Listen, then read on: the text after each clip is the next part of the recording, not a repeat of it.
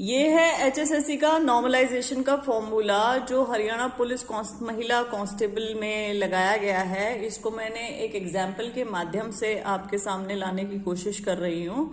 सबसे पहले मैं आपको एक चीज बता दूं कि जो इस पेपर में difficulty level of the paper है वो इमटेरियल हो गया है। मतलब कि आपका केवल आपकी शिफ्ट के साथ ही कंपटीशन था। ये शिफ्ट वाइज आया है रिजल्ट, ये आपस में कंपटीशन नहीं था। ये 3 शिफ्ट में जैसे एग्जाम हुआ 18, 19 मॉर्निंग, 19 इवनिंग, तो 18 वालों का कंपटीशन केवल 18 वालों के साथ ही था। 19 वालों का 19 के साथ ही था। 19 मॉर्निंग का जैसे 19 मॉर्निंग के साथ ही, इवनिंग वालों के साथ और 18 वालों के साथ नहीं था। इसलिए आपका केवल शिफ्ट में कंपटीशन था, इंटर शिफ्ट कंपटीशन नहीं था। रिजल्ट शिफ्ट वाइज आया है। और आपका यदि पेपर डिफिकल्ट था तो डिफिकल्ट आपकी शिफ्ट में सबके लिए था, और अगर किसी और शिफ्ट का इजी पेपर था तो उनकी शिफ्ट में सबके लिए इजी था। तो मतलब शिफ्ट के आपस में कंपटीशन शिफ्ट के अंदर ही था। एक शिफ्ट का दूसरी शिफ्ट के साथ कंपटीशन नहीं था। इसलिए 18 वालों को 19 वालों को कुछ कहने की जरूरत नहीं है कि तुम्हारा इजी था, हमारा मुश्किल था, इसलिए तुम्हारे में से ज्यादा हो गया, हमारे में से कम हो गया। ऐसा कुछ नहीं है।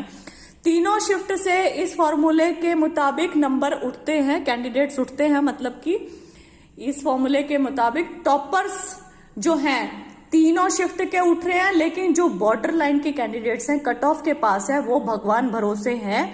उनका कुछ पता नहीं चल रहा है। वे केवल किस्मत यदि उनकी होगी तो उठ रहे हैं, अदरवाइज नहीं।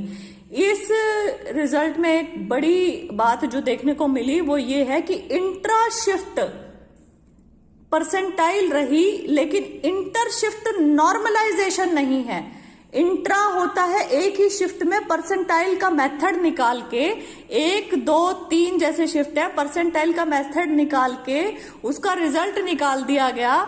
लेकिन एक शिफ्ट का दूसरी शिफ्ट के साथ नॉर्मलाइजेशन नहीं हुआ है। ये फ्लॉड है, ये इम्प्रॉपर है। तीसरी चीज जो देखने को मिली वो ये है कि number of candidates in shift is affecting the percentile score, meaning there by जितने नंबर ऑफ कैंडिडेट्स आपकी शिफ्ट में है वो परसेंटाइल स्कोर को अफेक्ट कर रहे हैं। ये भी मैं आपको डिटेल में बताऊंगी कैसे। यदि आपकी शिफ्ट में ज्यादा कैंडिडेट थे तो उस शिफ्ट से ज्यादा सिलेक्शन हुए हैं, यदि आपकी शिफ्ट में कम कैंडिडेट थे तो आपकी शिफ्ट से कम सिलेक्शन हुए हैं। ये जो परसेंटाइल का फॉर्मूला एचएसएससी ने लगाया है ये आईआईटी जेईई में लगता है, मेंस में, जहां मतलब साल भर तक ये एग्जाम चलता रहता है। 40-50 शिफ्ट्स में लाखों कैंडिडेट्स इसमें बैठते हैं। तो ये चीज है। एक और महत्वपूर्ण चीज मैं बोलना चाहूंगी कि नॉर्मलाइजेशन की ना हम जनरली एक्सेप्टेबिलिटी नहीं है हरियाणा में। ये इसका कारण, इसके बहुत से कारण हैं, लेकिन मैं आपको एक सच्चाई भी बताना चाहती हूं कि जब तक ये नहीं था तब तक इजी शिफ्ट वाले बहुत ज्यादा सिलेक्ट हो जाते थे, काफी सारी मात्रा में, मुश्किल में कम होता था। तो तब आप सब मांगते थे कि नॉर्मलाइजेशन हो, और अब जब ये हो गया है तब सबको लगता है कि ये गलत हो गया है। असल बात ये है कि हमारा यदि सिलेक्शन हो जाता है तो हमें लगता है वो चीज सही है, और यदि नहीं होता है तो हम उस चीज को ब्लेम करने निकल जाते हैं। यहाँ पे तीसरा एक महत्वपूर्ण पहलू यह भी है कि हम एचएसएससी के ऊपर ट्रस्ट नहीं करते हैं, और करें भी क्यों? क्योंकि बहुत से ऐसे वाकयात हो गए हैं, बहुत सी ऐसी चीजें हो गई हैं जहां हमारा ट्रस्ट टूट गया है कमीशन पे से। यहाँ कमीशन की काफी भर्तियों के ऊपर सवाल उठे, पेपर लीक गैंग या नकल की काफी वारदातें हुई, पैसे लेके सिलेक्शन वाला, लेकिन खुद को ही क्लीन चिट दे देते हैं, खुद को ही निर्दोष बता देते हैं। तो ऐसे जो पूरा जो माहौल बना हुआ उसमें इतना संशय क्रिएट हो जाता है ना कि अभ्यर्थी बड़े कंफ्यूज हो गए कि विश्वास करें तो किसके ऊपर करें, कैसे करें। तो उन्हें लगता है कि मेरे साथ कुछ गलत हुआ है, जानबूझ के हुआ, और इसमें इस पहलू को मैं नकारती नहीं हूं।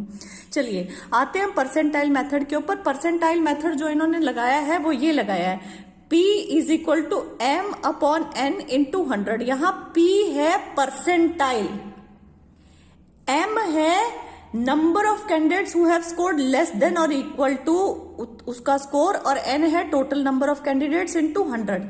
अब ये मैं आसान भाषा में समझाने की कोशिश करूंगी। मैंने ली है 3 शिफ्ट, एक शिफ्ट ये, दूसरी शिफ्ट ये, और तीसरी शिफ्ट ये, ठीक है। यहां पे पहली शिफ्ट में आसान भाषा में ही समझाने की कोशिश कर रही हूं, 10 एस्पिरेंट्स बैठे मान लीजिए, दूसरी शिफ्ट में बैठे 9 एस्पिरेंट्स और तीसरी शिफ्ट में बैठते हैं 8 अभ्यर्थी। तो टोटल अभ्यर्थी जो बैठे एक परीक्षा में वो बैठे 27। अब ये फॉर्मूला कहता है कि आपको अपनी शिफ्ट के जितने भी अभ्यर्थी हैं, जैसे पहली शिफ्ट में 10 अभ्यर्थी हैं, उनके सबके रॉ मार्क्स को डिसेंडिंग ऑर्डर में लिख देना है। उन सबके रॉ मार्क्स को पहले जिसका रैंक आ रही है उसके मान लो 80 नंबर उसने स्कोर किए हैं, दूसरे ने 78 किए, तीसरे ने 78, तो ऐसे कम कम कम कम होते चल जाना, लास्ट कैंडिडेट ने 51 करे, ऐसे लिख देने डिसेंडिंग ऑर्डर में। ये डिफिकल्ट शिफ्ट हम मान के चल रहे हैं कि 80 इसमें अंक आए। यहाँ पे थोड़ी मॉडरेट शिफ्ट थी 82 अंक आए, ये थोड़ी इजी शिफ्ट थी तो 86 अंक आए टॉपर के, ठीक है। तो यहाँ भी हमने डिसेंडिंग ऑर्डर में लिख दिया और यहाँ भी हमने डिसेंडिंग ऑर्डर में लिख दिया। ये यहाँ पे 9 अभ्यर्थियों ने पेपर दिया या 8 ने दिया, यहाँ 10 ने दिया। अब समझने की कोशिश करना। अब यहाँ पे हमने फॉर्मूला पढ़ा था P is equal to m/n into 100। तो जो ये वाला है P percentile, m/n, n total number of candidates, n बदलेगा नहीं, n 10 ही रहेगा क्योंकि यहाँ 10 अभ्यर्थी हैं, तो n 10 ही चलेगा। यहाँ पे n 9 रहेगा क्योंकि 9 अभ्यर्थी हैं, यहाँ पे n 8 रहेगा क्योंकि 8 अभ्यर्थी हैं। यहाँ तक आप समझ गए हैं। अब m क्या है? m है number of candidate who has scored less than और इक्वल टू m। m होगा कि ये जो कैंडिडेट है ना, जैसे 80 जिसने ले रखे हैं, तो कितने कैंडिडेट हैं जिसने 80 या 80 से कम ले रखे हैं? 80 या 80 से कम ले रखे हैं। तो 10 कैंडिडेट हैं, 1 2 3 4 5 6 7 8 9 10। 10 कैंडिडेट ने 80 या 80 से कम ले रखे हैं। 78। 9 कैंडिडेट हैं जिसने 78 या 78 से कम ले रखे हैं। 9 कैंडिडेट है जिसने 78 या 78 से कम ले रखे हैं। 72। 7 कैंडिडेट हैं जिन्होंने 72 या 72 से कम ले रखे हैं। 6 कैंडिडेट हैं जिन्होंने 69 या 69 से कम ले रखे हैं। ऐसे आप समझ गए हैं कि ये कैसे निकला है। 3 कैंडिडेट हैं जिन्होंने 60 या 60 से कम ले रखे हैं, और यहाँ अंत में 1 कैंडिडेट है जिसने 51 या 51 से कम ले रखे हैं। तो ऐसे निकली है परसेंटाइल। तो जो टॉपर रहेगा उसकी परसेंटाइल हमेशा 100% रहेगी। परसेंटाइल, यहाँ परसेंटेज की बात नहीं कर रहे हैं। परसेंटेज होती तो 100 गुणा 80/100 होता, 80% आती। परसेंटाइल की बात कर रहे हैं हम, 100% रहेगी हमेशा टॉपर की। m आप समझ गए हैं क्या है। अब यहाँ पे m दोबारा हम लगाते हैं। कितने कैंडिडेट है जिनके 82 या 82 से कम है? 9 कैंडिडेट हैं। यहाँ पे भी टॉपर हमेशा 100% पे रहेगा। ऐसे ही यहाँ करेंगे कि कितने कैंडिडेट हैं जिनके 86 या 86 से कम है, तो वो 8 कैंडिडेट हैं। तो यहाँ पे भी 100%। ठीक है, तो हमारी तीनों शिफ्ट से हमें पता चल गया ये है। लेकिन हमें सिलेक्ट करने हैं मान लीजिए 16 सिलेक्ट करने हैं, तो हम बीच में बार एक सिलेक्ट कर लेंगे। मान लीजिए 50% हमने कट ऑफ निकाल दी। 6 कैंडिडेट पहली शिफ्ट से सिलेक्ट हो गए। यहाँ पे 50 किसी का नहीं आ रहा, 50 के बाद 55 है। यहाँ 5 कैंडिडेट सिलेक्ट हो गए और यहाँ पे भी 50 आ रहा है, यहाँ पे भी 5 कैंडिडेट सिलेक्ट हो गए। अब आप देखो कि यहाँ पे 5 हुए हैं, यहाँ पे 5 हुए हैं, यहाँ पे 6 हो गए हैं, क्योंकि ये ज्यादा नंबर ऑफ कैंडिडेट्स थे। अब यहाँ पे कट ऑफ हमने निकाल ली 50%। अब यहाँ पे एक जो महत्वपूर्ण बात है वो मैं बताना चाहती हूँ आपको, कि नंबर ऑफ कैंडिडेट मैं बोल रही थी ना कि आपका परसेंटाइल इफेक्ट करेगा। अब ये जो 75 जिसके अंक हैं, बॉर्डर लाइन कैंडिडेट मरता है। अब ये जो 75 अंक वाला है, वो अभ्यर्थी बोलेगा अरे मेरे तो 75 अंक हैं आंसर की के हिसाब से, लेकिन 66 वाले का सिलेक्शन भी हो रखा है, मेरा क्यों नहीं हुआ? लेकिन 68 वाले का भी हो रखा है, मेरा क्यों नहीं हुआ? 68 वाला बोलेगा अरे मेरा हो रखा है, मेरा नहीं हुआ। 66 वाले का हो रखा है। समझ रहे हो? अब यहाँ पे समझने की कोशिश करो जो मैं समझाना चाह रही हूँ।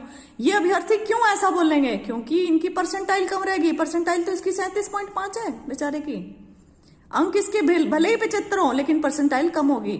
अब इस अभ्यर्थी के यदि आप मान लीजिए शिफ्ट में 8 के बजाय 10 कैंडिडेट होते, यदि 8 की बजाय इसके 10 कैंडिडेट होते तो इसका स्कोर क्या रहता? Let's see. तो 75 या 75 से कम 5 अभ्यर्थी होते, M5 होता यहाँ पे, तो इसी की परसेंटाइल 50% हो जाती। आप समझ रहे हो, इसी की परसेंटाइल 50% हो जाती तो ये अभ्यर्थी सिलेक्ट होता, क्योंकि कट ऑफ 50 थी। तो स्कोर आपका 75 है, ये मायने ही नहीं रखता। मैं कह रही हूं ना, इसमें रॉ स्कोर की औचित्यता खत्म हो गई। जो भी अभ्यर्थी ये कह रहे हैं कि मेरे इतने नंबर है इतने नंबर है, वो इसलिए सिलेक्ट नहीं हुए क्योंकि उनके रॉ स्कोर उनको नहीं हेल्प कर रहे। If number of candidates in his shift, अगर नंबर ऑफ कैंडिडेट उसकी शिफ्ट में 8 हैं तो इसी 75 वाले का स्कोर 37.5 है। अगर नंबर ऑफ कैंडिडेट उसकी शिफ्ट में 10 हैं तो इसी 75 वाले स्कोर का परसेंटाइल 50% है। तो मतलब ये फॉर्मूला आपकी यदि शिफ्ट में ज्यादा कैंडिडेट्स हैं तो आपको सिलेक्ट करवाता है, अगर कम कैंडिडेट है तो सिलेक्ट नहीं करवाता है। ये अपने आप में बहुत बड़ी बात है। आप समझ रहे हैं ना इस चीज को कि ये क्या है क्या नहीं है। अब इसके साथ मैं आपको एक और चीज बताना चाहूंगी कि अगर आपकी शिफ्ट में मान लीजिए इंटेलिजेंट बच्चे बहुत ज्यादा बैठे हों तो ये भी आपके भाग्य पे चला गया सब कुछ। और अगर आपकी शिफ्ट में ज्यादा कैंडिडेट हैं तो ये भी आपके भाग्य पे बात चली गई। कम है तो शायद आप बाहर हो जाओ, ज्यादा है तो शायद आप अंदर हो जाओ।